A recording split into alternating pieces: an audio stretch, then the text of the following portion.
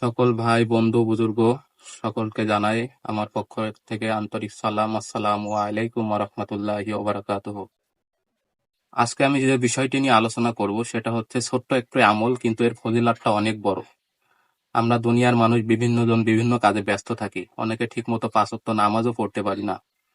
তো নামাজ আমরা চেষ্টা করব সবাই যাতে জামাতের সহিত পাঁচ ওয়াক্ত নামাজ পড়তে পারি, পাশাপাশি আমরা কিছু নেক আমল করতে পারি।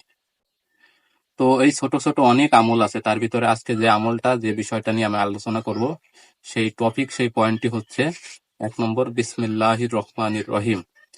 আল্লাহর কোনো বান্দা বান্দি যদি একবার বলে বিসমিল্লাহির রহমানির রহিম, তখন আল্লাহ তাআলা বলেন যে এই নামের ভেতরে আমি আল্লাহ আমার রহমত লুকিয়ে রেখেছি। সুতরাং আল্লাহর কোনো বান্দা বান্দি যদি একবার বলে বিসমিল্লাহির রহমানির রহিম, তাহলে আল্লাহকে 5,000 বার ডাকার সওয়াব তার আমলনামায় লেখা হয়।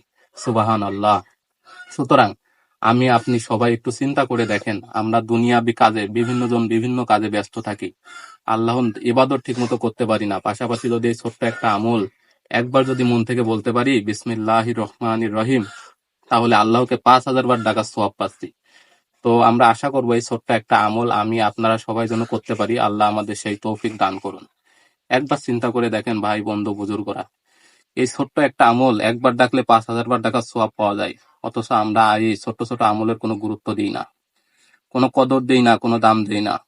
এজন্য আমরা যদি সারাদিনও আল্লাহকে ডাকার চেষ্টা করি, তো হয়তো 5,000 বার ডাকতে পারবো না। এর ভিতরে আমাদের খাওয়া আছে, ঘুম আছে, বিভিন্ন কাজ কাম আছে। এই জন্য এই ছোট্ট একটা আমলের বিনিময়ে আমরা এই আমলটা এই সওয়াবটা পাইতে পারি। তো আমার সকলের প্রতি আন্তরিক অনুরোধ থাকবে, আমরা এই ছোট্ট আমল 5,000 বার ডাকার সওয়াব পাইতেছি, তাহলে একবার চেষ্টা করেন। যদি আমরা 5 বার ডাকি, খালি 5,000 বার আল্লাহকে ডাকার সওয়াব পাইতেছি। সুতরাং এই ছোট্ট একটা আমল আমরা আমাদের জীবনে ধরে রাখার চেষ্টা করব।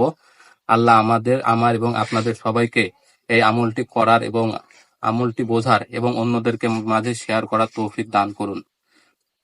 সকলে ভালো থাকবেন, সুস্থ থাকবেন, আমি এই কামনা করে আজকের মতো আমি আমার এই আমলের বিষয়ে শেষ করতেছি। সকলের সুস্থতা কামনা করে আসসালামু আলাইকুম ওয়া রাহমাতুল্লাহি ওয়া বারাকাতুহু।